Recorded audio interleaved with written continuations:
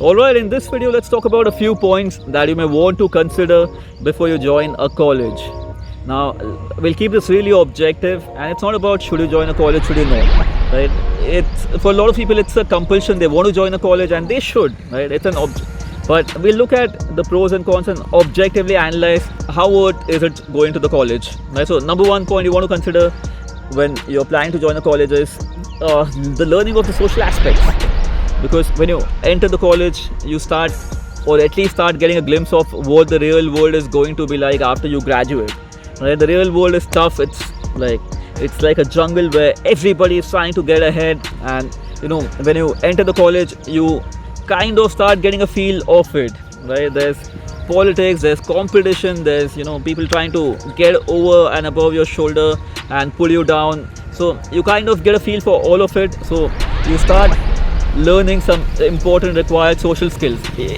Even if you don't learn the skills, you at least start getting a feel for it, and that somewhat starts preparing you for the real world. So considering that in mind, I think college is really important, and I think one of your objectives when you plan to join a college is to make sure that you make the most out of it. You learn how people maneuver through the social skills, and if you feel like you're an introvert, you're struggling with your social skills, I think that's the time to also start developing your social skills and put them to test while you're at the college, right? Because after you graduate, there's a lot at stake. When you're in the college, you still have a playing ground to learn these social skills, and if you plan to self-educate yourself by having mentors, by reading books, or by joining courses and not going to a college, I think that's one thing that you may probably miss if you do not go to a college. Now, when I say that, I'm not prescribing that everybody should go to college. Now, social skills are something that you could even learn if you do not go to a college, but I think that's one thing that people learn a lot when they go to college. Now, especially for me, I was a big time introvert.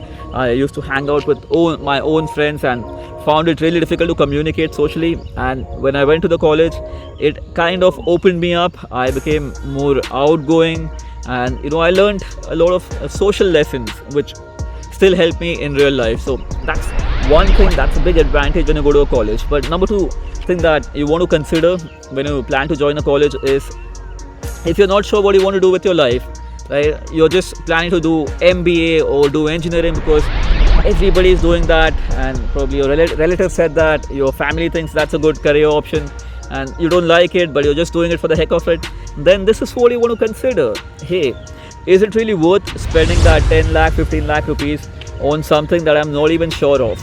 Because you also want to remember that when you're spending that money, your parents are probably paying an interest, or if they're not paying interest, if they're not borrowing money, your parents are probably losing that interest money, right? So if I'm spending 10 lakh rupee, that's again on the lower side on my college education. In about 2 years, 3 years, 4 years, that's going to be 14, 16, 17 lakh rupees, right, with interest.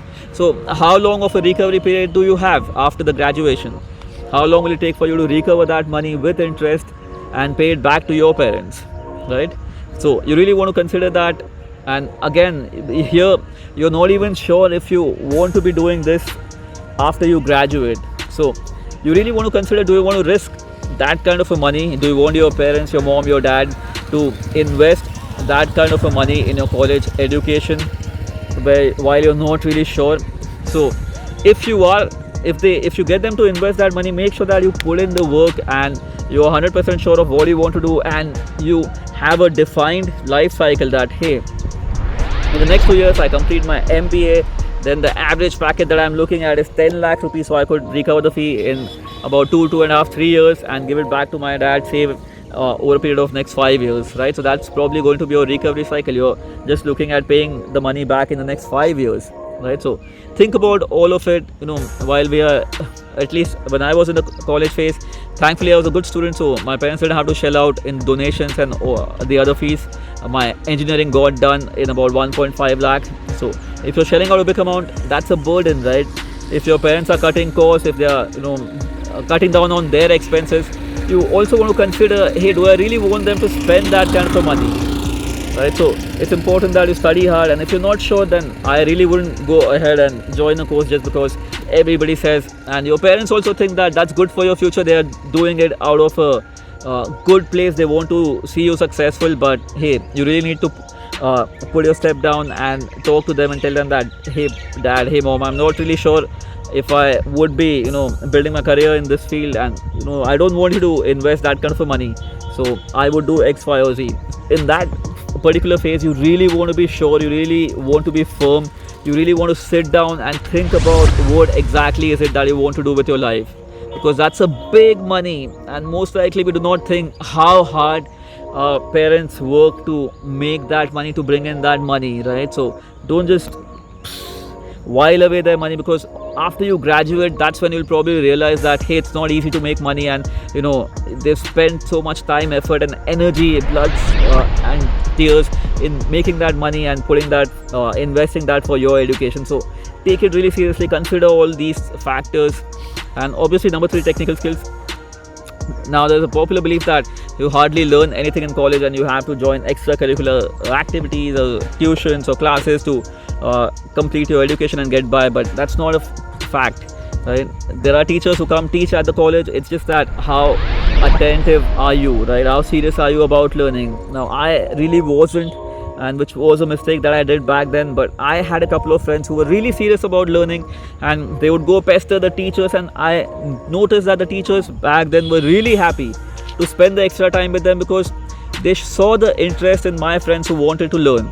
So if you are interested, I think you'll always find teachers who are out there to teach you, right? So make it a point that, again, and this again comes from a firm decision making. So if you're really sure of what you want to do in life, if you decide that, hey, this is what I want to do, I want to be a computer engineer, I want to be an electrical engineer, I want to do MBA in marketing, then I'm sure you'll be able to extract so much more from your teachers.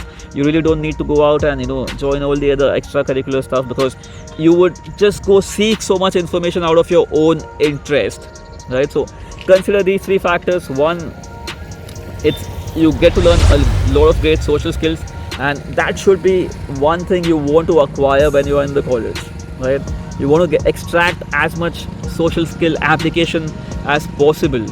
Number 2, you always want to make sure that you're considering how long of a recovery period do you have, right? And in what defined time could you return the money back to your parents.